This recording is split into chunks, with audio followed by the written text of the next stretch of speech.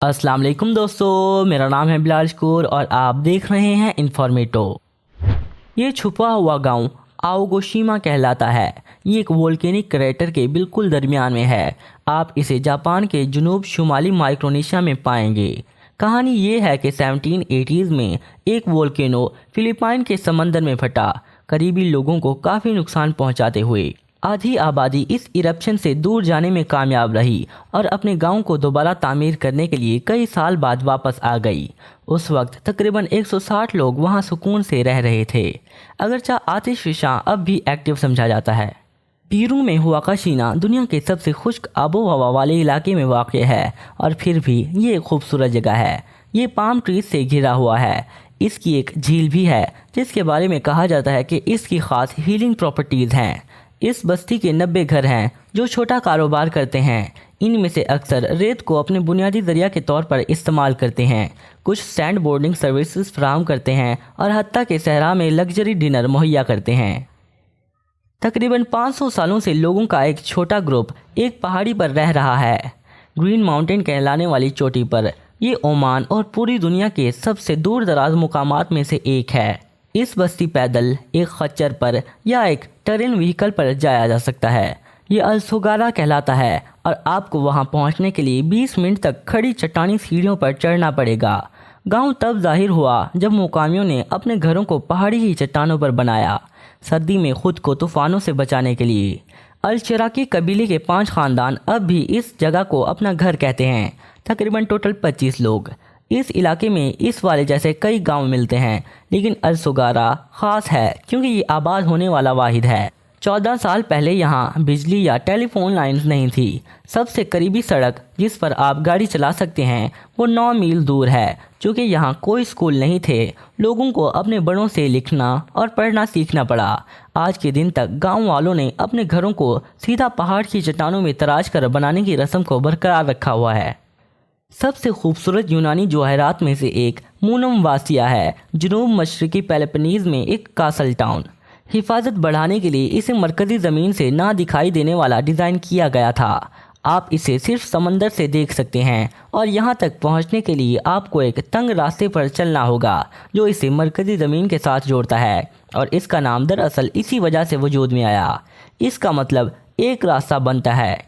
मूनम वासिया कुरूने वस्ता में ख़ास तौर पर पहाड़ की चट्टानों में तराश कर तामीर किया गया था।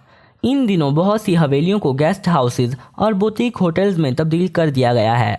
न सिर्फ इसका आर्किटेक्चर शानदार और ख़ूबसूरत तरीके से महफूज किया गया है, बल्कि ये शफाफ पानी से भी घिरा हुआ है। एक टाउन जिसकी कोई सड़कें नहीं, तो अपने बैग्स यूथोन के लिए पैक कर लें जो नीदरलैंड्स में मौजूद है। अगर आपको कश्ती पर सफ़र करने में कोई मसला नहीं। ये टाउन बहुत पुरसकून है, शायद इसलिए क्योंकि यहाँ पर हर कोई नहरों के ज़रिए सफ़र करता है। हत्ता के ख़त भी पानी के ज़रिए डिलीवर किया जाता है। क्योंकि यहाँ गाड़ियों की ट्रैफिक नहीं और लोग मुश्किल से इर्द गिर्द होते हैं, इसलिए टाउन काफ़ी खामोश है। इतना खामोश कि यहाँ पर सबसे तेज़ आवाज़ जो आप सुन सकते हैं वो बत्तख की आवाज़ है, कभी कभार। पहले ये एक मूवी सेट के तौर पर शुरू हुआ, लेकिन न्यूजीलैंड में अभी भी हॉबिटन मौजूद है। हत्ता कि the Lord of the rings की फिल्मिंग और द हॉबिट के मुकम्मल होने के बाद दिलकश सेट टाउन के दौरे अब भी दस्तयाब हैं। यहाँ टोटल 44 हॉबिट होल्स हैं, अगरचा इनमें से कुछ ही पब्लिक के लिए खुले हैं। गासाडालर का अलग थलग पहाड़ी गांव जो फैरो आइलैंड्स में है, इसकी सिर्फ 11 लोगों की आबादी है। ये ज़्यादातर अपने कुदरती आबशार की वजह से जाना जाता है जो सीधा अटलांटिक ओशन में गिरता है। आप यहाँ तक सिर्फ पैदल ही पहुँच सकते हैं। अलबत्ता हाल ही में वहाँ एक टनल बनाया गया है इस जगह की रसाई को गाड़ी के ज़रिए आसान बनाने के लिए। 1980s के एक म्यूज़िक पोपोई का माल्टा पर एक कस्टम सेट बनाया गया।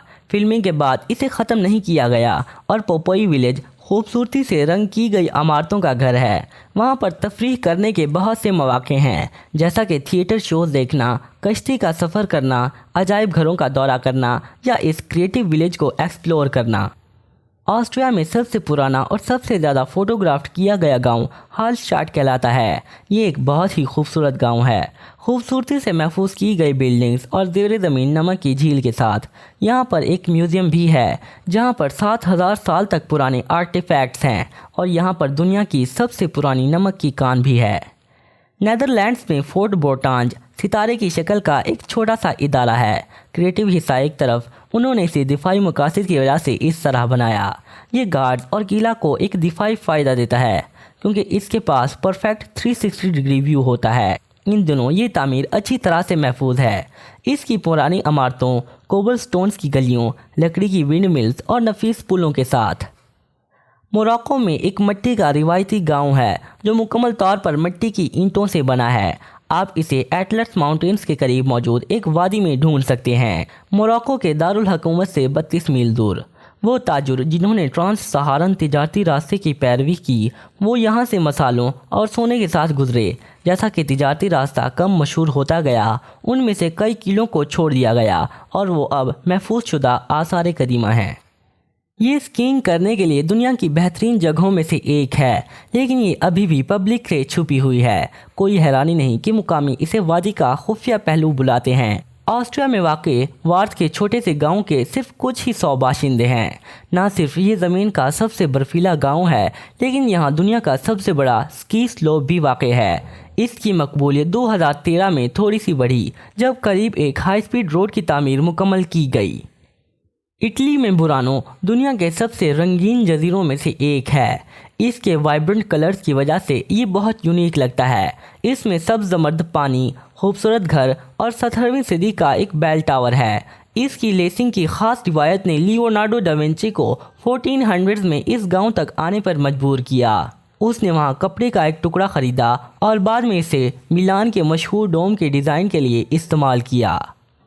اگر آپ کے پاس ایک UK کا پاسپورٹ ہے تو آپ بائبری کے چھوٹے شہر سے واقف ہوں گے، جیسا کہ اس کی سینری آپ کے ID پر دکھائی گئی ہے۔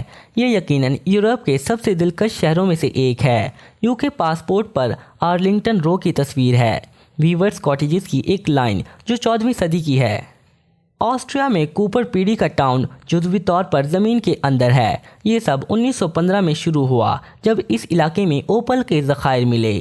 آج کے دن تک یہ ٹاؤن اوپل کی سب سے بڑی کان ہے۔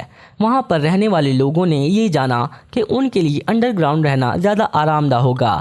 جیسا کہ باہر کا درجہ حرارت 125 ڈگری فahrenheit تک پہنچ جاتا ہے، تو اس بستی کے اب انڈر گراؤنڈ سٹورز اور راستے ہیں۔ کوپر پیٹی دنیا کے سب سے پہلے انڈر گراؤنڈ 4 اسٹار ہوٹل کا بھی گھر ہے۔ پوری دنیا میں سب سے دور دراز مقام تک پہنچنے کے لیے آپ کو ایک لمبے سفر کے لیے تیار ہونا پڑے گا۔ مثال کے طور پر اگر آپ USA سے سفر کر رہے ہیں تو سب سے آسان راستہ کیپ ٹاؤن، ساؤتھ افریقہ تک 15 گھنٹے کی لمبی پرواز ہے، 6 دن تک کشتی میں سفر کرنے کے ساتھ۔ صرف اس کے بعد ہی آپ ٹرائسٹن ڈا کنہا تک پہنچ پائیں گے، یا آپ ساؤتھ اٹلانٹک اوشین پر ایک بحری جہاز پر 1 مہینہ لمبا سفر کر سکتے ہیں۔ آپ کو جو بھی بہتر لگے۔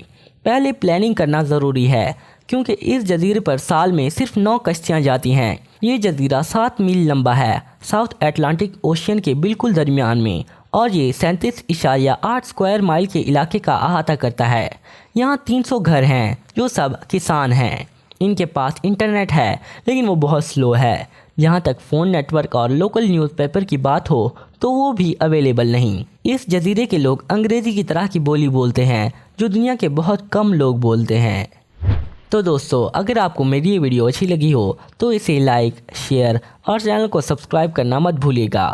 میں ملتا ہوں آپ کو اپنی نیکسٹ ویڈیو میں، تب تک کے لیے اللہ حافظ۔